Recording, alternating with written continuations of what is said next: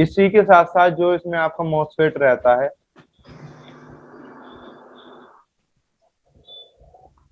MOSFET भी जो है आपका रिस्पॉन्सिबल हो सकता है सॉर्टिंग और हाफ सॉर्टिंग के लिए, ठीक है। और इसके साथ में जो आपकी आईसी रहती है, जिसको हम यू से डिनोट करते हैं, तो ये जो है आपके मैक्सिमम केस में रिस्पॉन्सिबल रहते हैं, ठीक है। अगर आपकी शॉर्टिंग और हाफ शॉर्टिंग बन रही है तो मैक्सिमम केस पर जो है आपकी यही खराब होंगे आपके। अब एक चीज और है, जब भी आप किसी फोन को जो है डायग्नोज करें, तो एक चीज का आप ध्यान दीजिएगा, जिस सर्किट पे सबसे ज्यादा लोड पड़ेगा, मान लीजिए कोई जैसे चार्जिंग आईसी हुई हमारी, या फिर कोई पावर आईसी हुई, या फिर पीएफओ हुआ, जहां पर लोड ज्यादा पड़ेगा आपका, वहीं के कंपोनेंट जो है सबसे ज्यादा खराब होंगे। आपने देखा होगा कि एक जैसे एम सीरीज है सैमसंग की, एम और ए सीरीज, उसमें पीएफओ सबसे ज्यादा खराब होता है। अगर आपके पास 10 फोन आए तो 10 में से कम 8 में जो है पीएफओ शॉर्ट मिलेगा आपको। देखा है किसी भाई ने? हाँ, जो सैमसंग सैमसंग के एम सीरीज के फोन है और ए सीरीज के फोन है, उनमें ज्यादातर। हाँ सर, देखा हूँ काफी यहाँ पे। तो जहाँ कहने का मतलब यही है कि जहां जहां पे जो है आपका लोड ज्यादा पड़े, मान लीजिए आपकी कोई लाइन है, मैं आपको यहाँ पर एक्सप्लेन करता हूँ कि यहाँ पर ये आपकी कोई आईसी लगी हुई है, ठीक है, और ये जो है आपकी लाइन है, वीपीएस लाइन हुई है, और यहाँ पर जो है आपने कोई जीनर लगा रखी है। तो जब इस आईसी का लोड पड़ेगा जो इस लाइन पर, तो मैक्सिमम चांसेस क्या रहते हैं कि जो यहाँ पर जीनर रहती है आपकी, या फिर टीवीएस रहती है, ये जो लीकेज करने लग जाती है आपकी।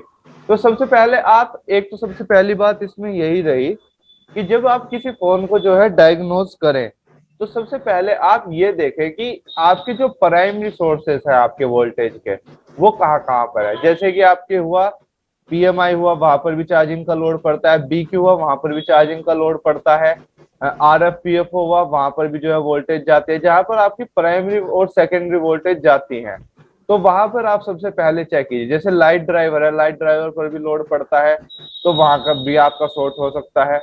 तो जहां पर आपको लग रहा है कि जहां पर लोड सर्किट पे ज्यादा पड़ रहा होगा, सबसे पहले आप उनको चेक कीजिए, ठीक है। अब इसके बाद मैंने आपको बताया था कि इसमें प्राइमरी लाइन आपकी क्या रहती है और सेकेंडरी लाइन क्या रहती है। देखिए, जब यहाँ से जो है आपकी डीसी टू डीसी आईसी को लगा दिया गया,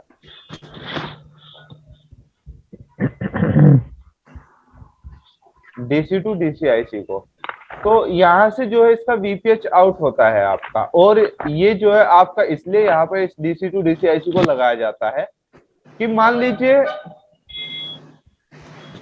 ये लाइन जो है आपकी जा रही है, नेटवर्क में जा रही है, डिफरेंट डिफरेंट सेक्शन में जा रही है। अगर ये शॉर्ट हो जाती है आपकी, तो डायरेक्ट क्या है कि आपका बैटरी कनेक्टर शॉर्ट हो रहा है यहाँ पर, तो उस केस में सबसे ज्यादा चांसेस या तो आपकी बैटरी खराब होगी या आपकी बैटरी फटेगी। तो इस चीज से बचने के लिए एक तो जो है यहाँ पे डीसी टू डीसी आईसी को लगाया गया, और साथ में जो है कि डीसी टू डीसी आईसी को यहाँ पर इसलिए भी लगाया गया जिससे जो है इसका बैटरी बैकअप बढ़ सके। जो आजकल के आप फोन देखते हैं कि जिनका बैटरी बैकअप बहुत अच्छा रहता है, एक तो फास्ट चार्जिंग में आपके काम आती है डीसी टू डीसी, और क्योंकि चार्जिंग आईसीबीसी के अंदर इंक्लूड है, तो ये फास्ट चार्जिंग में भी काम आती है, और जो है आपका बैटरी बैकअप अच्छा हो सके तो उसमें भी आपके काम आती है। और दूसरी इसमें बात यह है कि अगर जो इसकी कोई सेकेंडरी लाइन शॉर्ट हो रही है नेटवर्क की हुई, या फिर किसी भी सेक्शन की सेकेंडरी लाइन शॉर्ट हुई, तो इस चीज का इफेक्ट जो है वो यहाँ पर नहीं पड़ता। जैसे मैंने आपको दिखाया था कि यहाँ से अगर इसका वीपीएच आउट हो रहा है 3.7, और यहाँ भी वोल्टेज 3.7 ही है, तो यहाँ से अगर यहाँ तक की आप कंटिन्यूटी चेक करोगे, तो यहाँ से यहाँ तक आपको कोई कंटिन्यूटी नहीं दिखाएगा ये। वो कंटिन्यूटी आपको इसलिए नहीं दिखाते क्योंकि ये जो है इस आईसी से पास होकर के जाती है आपके। इस चीज को आप ध्यान दीजिएगा। अब जैसे कि आपके क्वालकॉम रहते हैं, तो उसमें तो जो है आपकी पीएमआई यूज होती है आपकी, इसमें आपका पीएमआई में आपकी रहती है, एक तो ग्राफिक आईसी रहती है, और आपकी चार्जिंग रहती है, और जो है डीसी टू डीसी रहती है। आपका मीडिया टेक रहता है तो उसमें आपकी बीक्यू रहती है, आपको पता है, और एमटी, 6371P रहती है। और जो आपका सैमसंग रहता है, सैमसंग में MU XX, आगे इसमें एक नंबर रहता है, ये आईसी रहती है आपकी, जो डीसी टू डीसी का काम करती है। ठीक है, अब देखिए जो हमारी डीसी टू डीसी आईसी है, यही रिस्पॉन्सिबल रहती है आपकी पावर की के लिए। लेकिन इसमें आपके दो सिग्नल काम करते हैं। एक सिग्नल तो जो आपका पावर आईसी से आता है, और एक जो है आपका आता है पीएमआई से। तो तब जो है पावर की पर वो वोल्टेज बनती है आपकी। लेकिन मेन रोल इसमें प्ले करती है आपकी पीएमआई आईसी ही। अगर उसमें डीसी टू डीसी आईसी दी हुई है, बीक्यू दी हुई है, तो मेन रोल इसका होगा। साथ में जो सपोर्टिंग रोल होगा वो पावर आईसी का होगा। जब ये ट्रिगर कर देगी तो उसके बाद आपकी पावर आईसी फिर एक्टिव होगी। अब देखिए कल हम क्या देख रहे थे, जो मैं आपको बताना चाह रहा था। अब तक हमने ये देखा था कि यहाँ पर जो है हमारा बैंटी कनेक्टर था, और बैंटी कनेक्टर के साथ में यहाँ पे कुछ जीनर वगैरह लगी हुई थी, और ये जो है एक यहाँ पे रजिस्टर लगा करके, और ये आपका जा रहा था आपका पीएमआई आईसी में।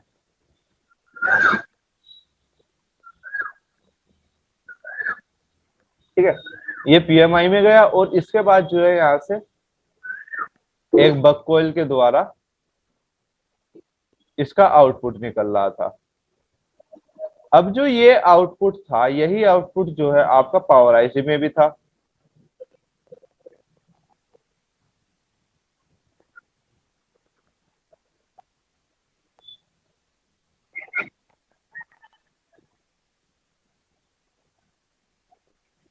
ठीक है, पावर आईसी में भी था।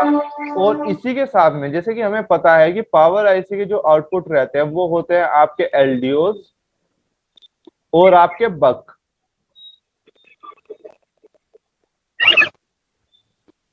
ये इसके आउटपुट रहते हैं।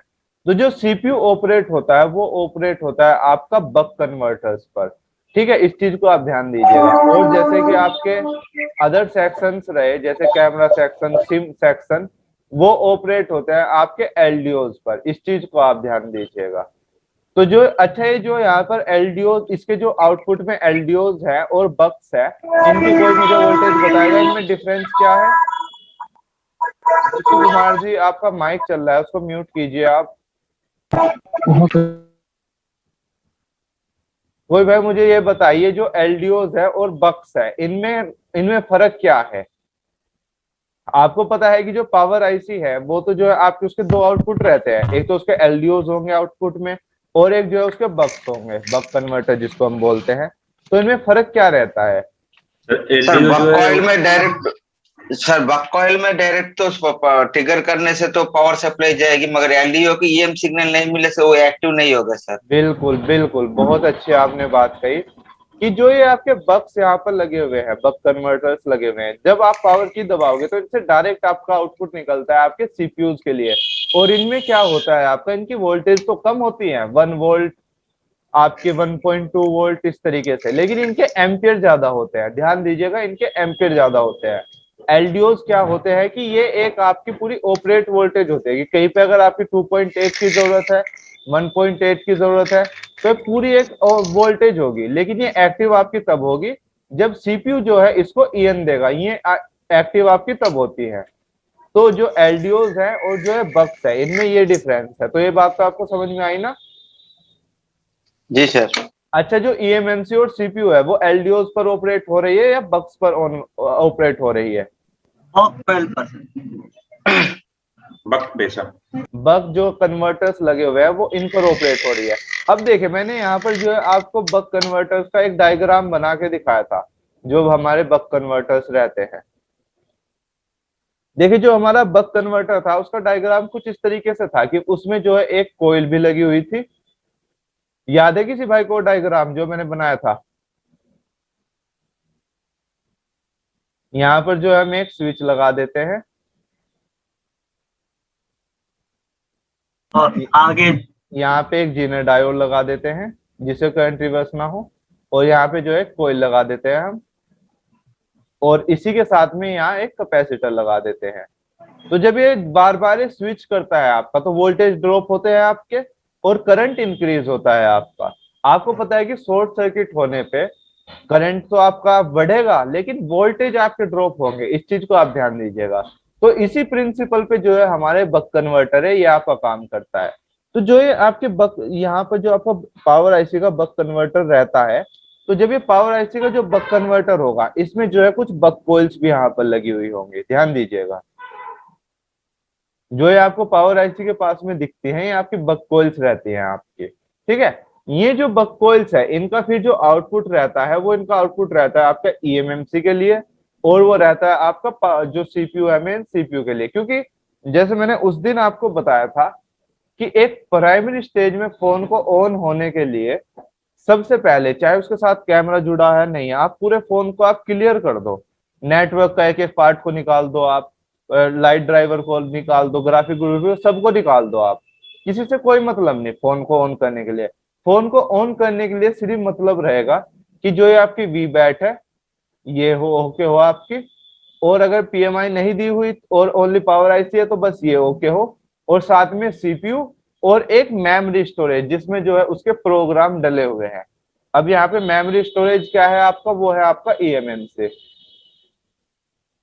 तो बाकी तो जितनी चीजें हैं वो सब चीजें आपकी सेकेंडरी तौर पर है, काम तो उनका भी है, लेकिन जो प्राइमरी तौर पर है, प्राइमरी तौर पर आपकी पावर आईसी सीपीयू और ईएमएमसी ये प्राइमरी तौर पर है आपके, कि इनके बिना जो आपका फोन ऑन नहीं होगा अगर इनमें कुछ प्रॉब्लम रही तो। तो जब आपकी ये ओके रहेंगी तो बाकी की सर्किट जो है वो अपने आप आपकी ओके हो जाएंगी।